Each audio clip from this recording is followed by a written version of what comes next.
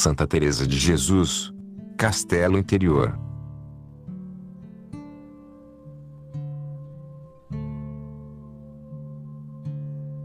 Capítulo 2. Trata de algumas maneiras com que Nosso Senhor desperta a alma, nas quais parece não há que temer, embora seja coisa muito subida, e sejam grandes mercês. Parece que temos deixado muito a pombazita, mas não, porque estes trabalhos são os que a fazem levantar ainda mais alto voo.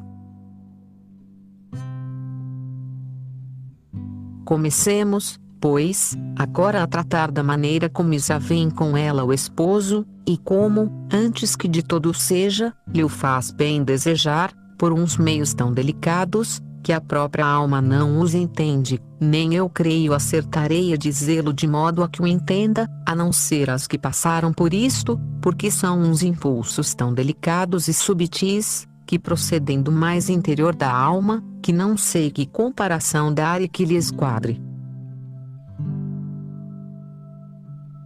É bem diferente de tudo o que cá na terra podemos procurar, e até mesmo dos gostos que ficam ditos, pois muitas vezes, estando a própria pessoa descuidada e sem ter a memória em Deus, Sua Majestade a desperta, à maneira de um cometa que passa depressa, ou de um trovão, ainda que não se ouça ruído, mas entende muito bem a alma que foi chamamento de Deus, e tão bem entendido, que algumas vezes, em especial ao princípio, a faz estremecer e até queixar-se, sem ser coisa que lhe doa. Sente-se ferida saborosissimamente, mas não atina como nem quem a feriu, mas bem conhece ser coisa preciosa e jamais quereria sarar daquela ferida. Queixa-se a seu esposo com palavras de amor, mesmo exteriores, sem poder fazer outra coisa, porque entende que ele está presente, mas não se quer manifestar de maneira a deixar-se gozar. E é grande pena, ainda que saborosa e doce, e embora não a queira ter, não pode, mas isto não o quereria jamais. Esta pena muito mais a satisfaz que o embevecimento saboroso, que carece de pena, da oração de quietude. Estou me desfazendo, irmãs, para vos dar a entender esta operação de amor, e não sei como fazer. Porque parece coisa contraditória dar o amado claramente a entender que está com a alma aí, ao mesmo tempo, parecer que a chama com um sinal tão certo, que não se pode duvidar, e com um ensilvo tão penetrante para a alma o entender, que não pode deixar de ouvir, pois não parece senão que, em falando o esposo, que está na sétima morada, por este modo, Que não é fala formada. Toda gente que está nas outras moradas não ousa mexer-se, nem sentidos nem imaginações, nem potências. Ó, meu poderoso Deus, como são grandes os vossos segredos, e que diferentes são as coisas do espírito de tudo quanto por cá se pode ver e entender, pois com nenhuma coisa se pode declarar esta tão pequena, para as muito grandes que operais com as almas. Faz nela tão grande operação, que se está desfazendo em desejos, e não sabe o que pedir, porque claramente lhe parece que está com ela o seu Deus. Dir-me-eis, pois, se isto entende, que deseja ela, ou que é que lhe dá a pena, e que maior bem quer. Não sei, sei que lhe parece chegar às entranhas esta pena, e quando delas lhe arranca a seta aquele que a fere, verdadeiramente parece que lhe as leva atrás de si, tal é o sentimento de amor que sente. Estava eu pensando agora se seria que deste fogo do braseiro incendido, que é o meu Deus, saltava alguma centelha e dava na alma, de maneira a deixar-lhe sentir aquele incendido fogo, e como ainda não era bastante para a queimar, e é tão deleitoso, ficava com aquela pena e ao tocar nela fazia aquela operação. Parece-me ser a melhor comparação que acertei a dizer. Porque esta dor saborosa, e não é dor, não está em um ser, ainda que, às vezes, dura um grande bocado, outras depressa se acaba, é como o Senhor o quer comunicar, pois não é coisa que se possa procurar por nenhuma via humana. Mas, ainda que está algumas vezes um bom bocado, desaparece e torna de novo, enfim, esta dor nunca está fixa, e por isso não acaba de abrasar a alma, pois mal se vai acender, morre a centelha e a alma fica com o desejo de tornar a padecer aquela dor amorosa que ela lhe causa. Aqui não há que pensar se é coisa movida pelo mesmo natural, ou causada pela melancolia, nem tampouco se é engano do demônio, ou se é coisa que se lhe afigurou, porque se deixa muito bem entender vir este movimento de onde está o Senhor que é imutável, e as operações não são como as de outras devoções, nas quais o muito embevecimento do gosto nos pode fazer duvidar.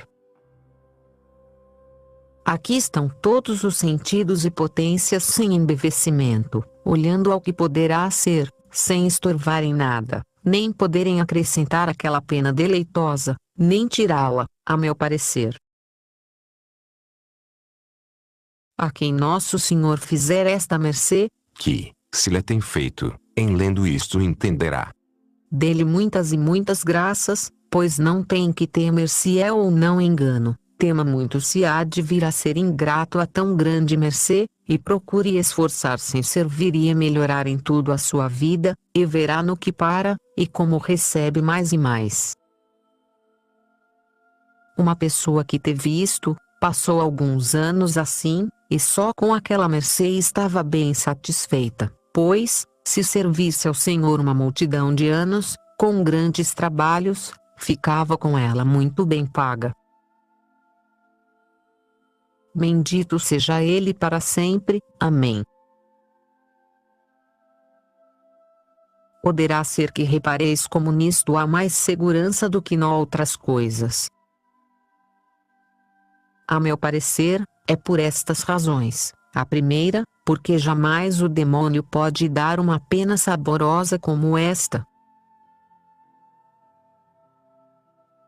Poderá dar sabor e deleite que pareça espiritual, mas juntar pena, e tanta, com quietude e gosto da alma, não é da sua faculdade, pois todos os seus poderes estão por fora, e as suas penas, quando ele as dá, nunca são, a meu parecer, saborosas nem com paz, senão inquietas e com guerra. A segunda razão é porque esta tempestade saborosa vem de outra região, sem ser das que ele pode senhorear.